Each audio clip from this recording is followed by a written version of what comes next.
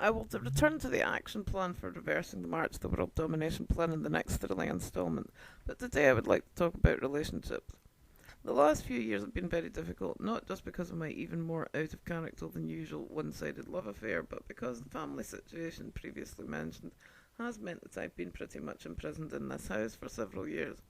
Although, as an introvert, I've been happily alone for years at a time, it changes things a bit when you're running out of time and the only people you see are either ex boyfriends or friends that have not seen you for a very long time.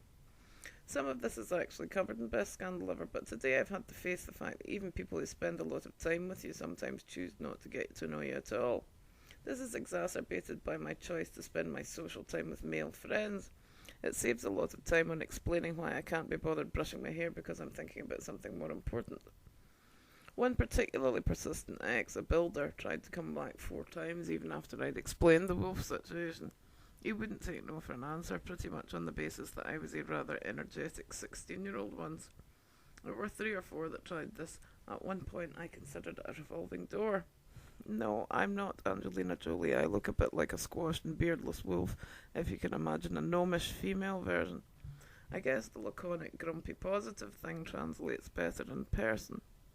I finally managed to rid myself of this scourge by saying babies, babies, repeatedly until they got the message that I just wasn't interested.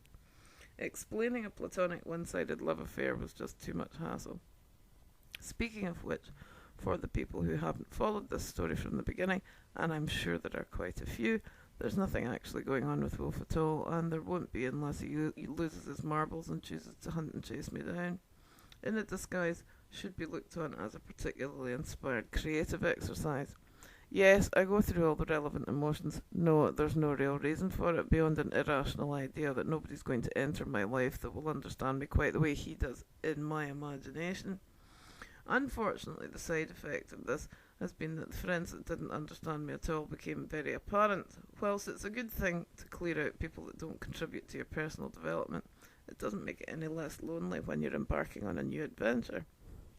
A quite separate problem has been that even without this odd decision to commit myself to somebody who is not at all likely to ruin everything by actually turning up, pause for shrieks of laughter as I picture the instant argument, has been my lifetime habit of avoiding people for several years at a time but remaining friends.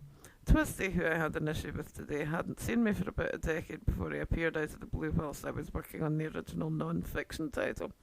He seems to be trying to define me as a pseudo-intellectual who should just stop getting ideas above her station. He has no knowledge or experience to be making this decision, and I'm not really enjoying being defined by someone that doesn't hear what I actually have to say. There are many things about me, not even the project, that he, like the builder, simply refuses to understand, and there is little point in repeatedly explaining them. It's simply one of those things.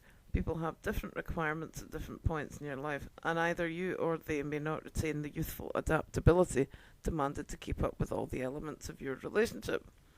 Life gets a lot more complicated when you remove the conversation stopping sex element now, doesn't it? A reasonably good translation of the symposium will probably tell you all you need to know about the decision I took to stop trying to be rational about Wolf. Love, according to one of Plato's chatty chaps, is a divine inspiration. Sex makes it bestial, and the idea that one half needs the other is described in terms of your mortality. Divine, hence immortal love, which requires nothing, is basically a series of inspirational favours.